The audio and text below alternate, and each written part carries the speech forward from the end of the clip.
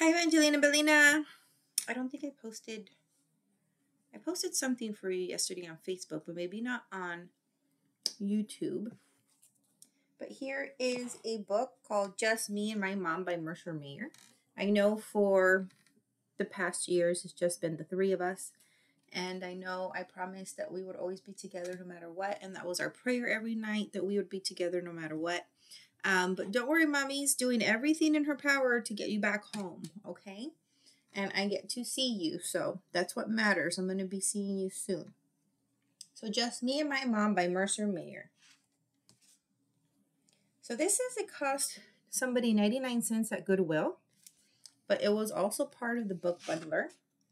And somebody gave it to somebody. It says Happy Holidays from Imaginarium. I'm not sure where that's from. But over here it says Imaginarium, $1.95. Interesting. We went to the city, just me and my mom. Mom gave me some money to buy tickets for the train. They went on an outing, just like we're going to be doing this week. I wanted to help Mom get on the train, but the steps were too high, so Mom helped me instead. Watch your step.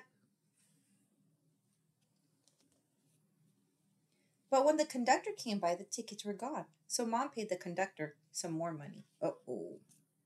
What happened to those tickets? Mama doesn't look too happy that the tickets were lost.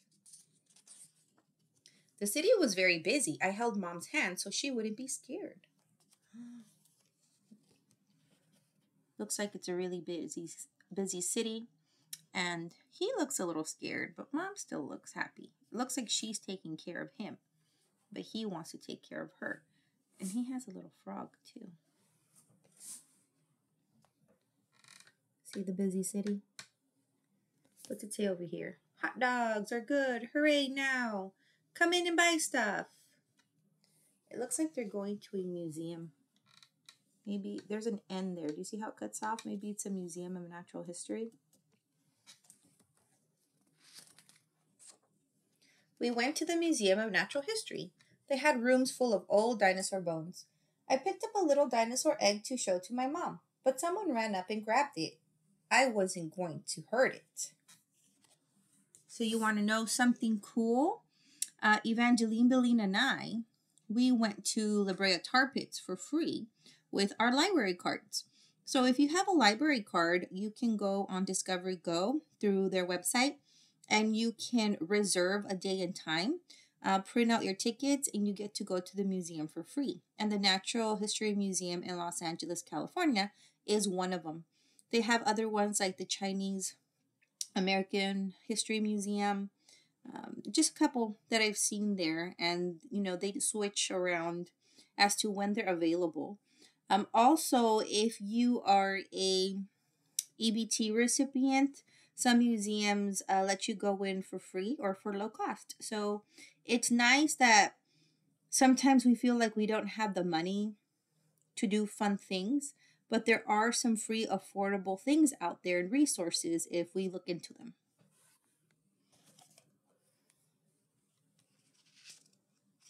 So here he is picking up the dinosaur egg, and it says, "Do not touch."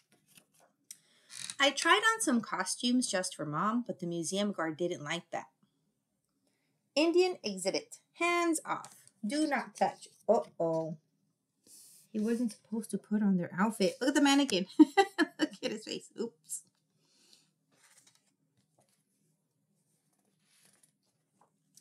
Then we went next door to the aquarium. There were lots of fish in a big tank of water. This way to the seal show. Tropical fish. Oh no, his frog's inside the tank. What happened?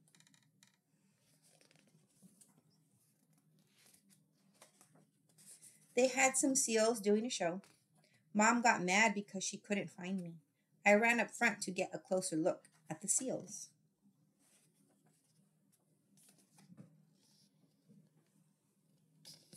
He is very interactive with the museum. Look at him. He went on stage and he wanted to be part of the show.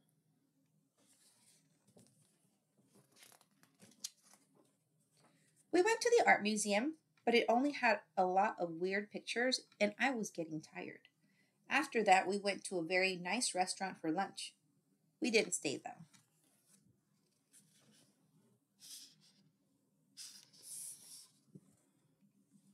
He's kind of a travieso. Travieso is mischievous, but he's not trying to be. He's just really, really curious. And sometimes when we're really, really curious, it's good to have a lot of hands-on activities. So I like children's museums like La Habra Children's Museum. There's a really cool place that we've been to before called Pretend City in Irvine when my daughters were younger. Children's museums are meant to be very interactive, and it's important because I know that there's some other museums, maybe like LACMA, right, where it's an art museum, where you can't really touch the exhibits.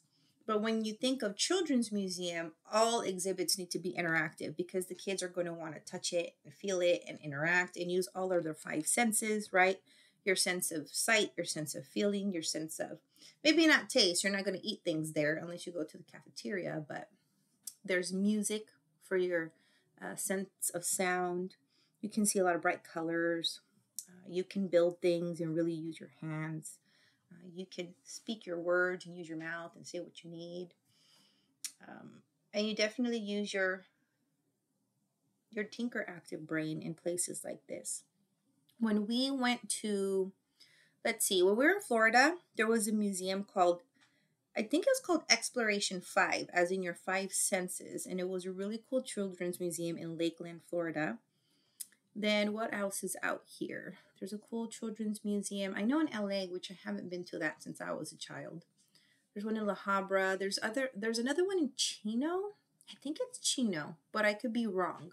And I took my daughters to that one when they were very young also.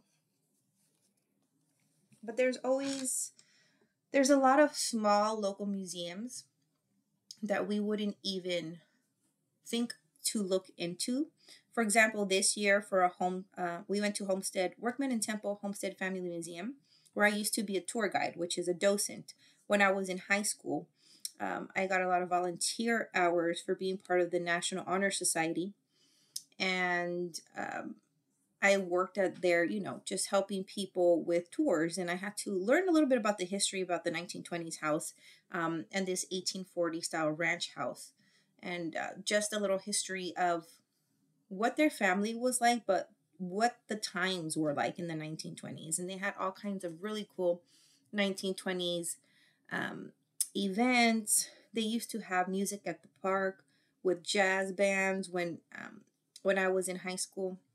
So there's a lot of local museums that sometimes we just don't know they're there. And it's true because they're like these hidden gems. And unless you Google it, you don't really know what's around. So I encourage you, if you live in the area or wherever you're from, Google local museums and you will find these hidden gems. And most of the time they're free. They're paid by your city. They're paid by the state, or very low cost, or they have free homeschool days, or they have free, free days for the summer for the kids. I mean, there's a lot of resources out there. We just have to know how to look. And that's usually what I love doing with my daughters. Finances can fluctuate from one day to the next. A few months could be great, and then all of a sudden something happens, and then you have this huge expense that you didn't expect, and then there goes, your fund money that you've saved, and you end up looking for what's free in the community to do. And trust me, there's a lot, and you can get creative. We decided to have a hot dog from a stand. That was more fun anyway. Mom wanted to go to a big store full of dresses and stuff like that. Yuck. Look at that. Are they in New York with a hot dog stand? Belina loves hot dogs. She can eat a bunch of them with ketchup, and half the time she doesn't even want the bun. Mom even made me try on some clothes. She bought me a new suit. Some guy measured me and stuck pins all over my clothes. He doesn't look happy that he had to go get new clothes and measured. We passed by the toys. I found the stuffed animal I always wanted, but Mom said, "It's time to go." Here you see some stuffed animals. Oh, look at that huge bear. He looks like he's being a cuddle bug. His frog is happy too. Look at that. Remember, whenever you feel scared or lonely or tired, you can always get a hug from a parent. But you can also, if your parent's not there at that moment, you can hug a stuffy and you can feel comfort or you can feel love. So if your mom or dad aren't there, you can give the stuffy, your mom and dad can give the stuffy a really big hug before they go. And then it'll be like hugging your mom and dad when they're not there, or grandma and grandpa, or aunts or uncles, or those special people in your life that are looking out for you, taking care of you, protecting you, and keeping you safe all day. We took a taxi to the train station. I got to ride in the front seat. The taxi driver drove real fast. That was cool. It does look like New York. Usually they have a lot of traffic, so I don't know if he's going that fast. I let Mom buy the tickets this time. She said she didn't have enough money to buy more tickets if these got lost. Good idea, Mom.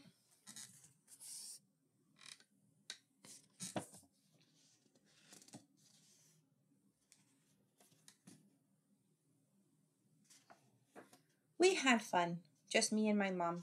I even stayed awake all the way home. Well, almost. Isn't that cool? It'd be fun to take the Metrolink. When I was younger, my mom would take us to Placita Olvera, which is Olvera Street, over in LA. And we used to take the Metrolink and get off at LA Union. And we would just walk, maybe like, it was practically across the street. And we would be at Placita Olvera. And they had Mexican food, Mexican vendors, Mexican, like authentic Mexican toys, candies, dresses, and they had a gazebo there, and then they had a church where a lot of children were baptized, and sometimes they had a mariachi playing. So it was so fun to go and take the Metrolink out to LA Union and then just walk over to Placita Olvera. It's such a part of our history, being Mexican American and bringing a part of our culture here to the United States. However, California was once part of Mexico. It was Mexican territory. So technically, Mexican history has always been here. If you look at a lot of the streets and a lot of the cities, San Diego, St. Diego, Santa Barbara, Santa Maria, those are all saint names in Spanish. You see, Cesar Chavez Road and what else? Like people say El Monte, but it's El Monte. There's a lot of Spanish names out here because it's part of our history. And it's good to remember that. And it's good to still instill our history and our indigenous roots into our children. And that's what I do. That's what I love to do. We're very modern in many ways, but I still love to teach my children their culture, their history. And when I was homeschooling them, I started to teach them Spanish, even if it was just basic ABCs, colors, numbers. They started learning their days of the month, their days of the week. They started learning animal names. We were going to start with clothing articles of clothing, things of that nature. But small phrases like "Cómo te llamas?" What's your name? ¿Cómo estás? How are you? And hopefully it helps them communicate with their Spanish-speaking grandmother that they're staying with now. But I think it's really important to remember our indigenous roots. So right now during the process, I keep being asked if I'm tribal. Are you registered with a Native American tribe? And I say no.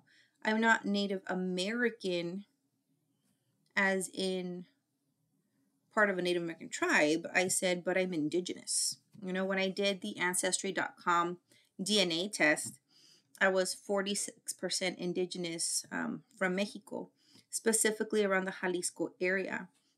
And over there was a lot of like Mayan and Aztec territory. So my dad's always said we were Aztec.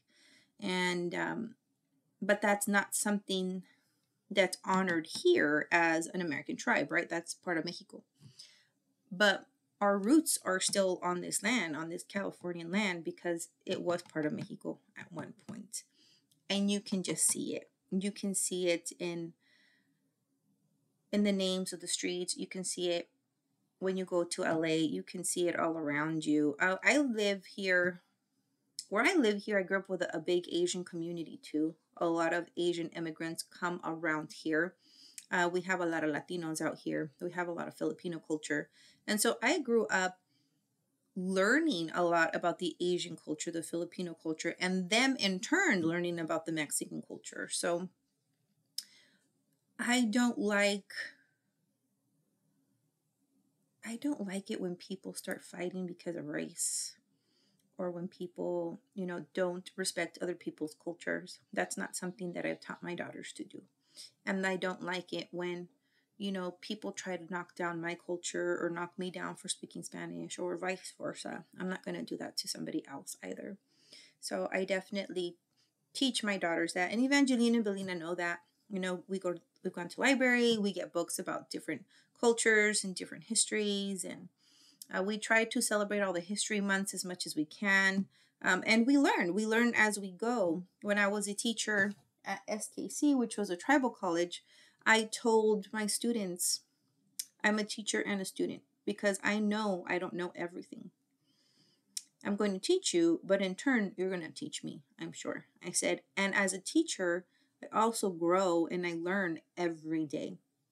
And I revamp. And I noticed that in homeschooling my daughters for the past 3 years, I just became a better homeschooler as time passed. And I think I revamped things as I went also, to see what works for them and what didn't.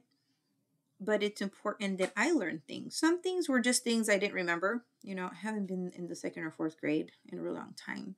And sometimes us as parents, even when you help your kids with homework when they're going to a mainstream school, you have to kind of look it up, or you have to look at the direction example and say, oh, okay, I get it. Okay, let me explain it to you now. And so I just noticed that when you're I just did my taxes, by the way. I just did my taxes yesterday, and they were approved. I've been doing my taxes on my own, actually. I've been doing my taxes on my own for about 8 years, I think. And I never had a problem. I got the acceptance, the approval. Oh, your taxes have been accepted. Awesome. And I qualified for the lifetime learning credit because I took some PhD courses in 2023. I was still in my PhD program from January to August of 2023. And I would like to transfer to another school that I think is going to be a little bit more present for me, because I didn't like when they transferred. I didn't like when my school, North Central University, merged with National University. It didn't work out for me. I feel like they just lacked assistance for the students when you were merged in, as opposed to an original student. So I hope to finish my PhD and still be in academia, and to advance in my career and in my education, because I'm a lifetime learner. And that really put things into perspective for me when I was doing my taxes, that I qualified for the lifetime learning credit when I put in my, I think it's called a 1098T. There's a certain form that I had to download, but it's so interesting that it's so true.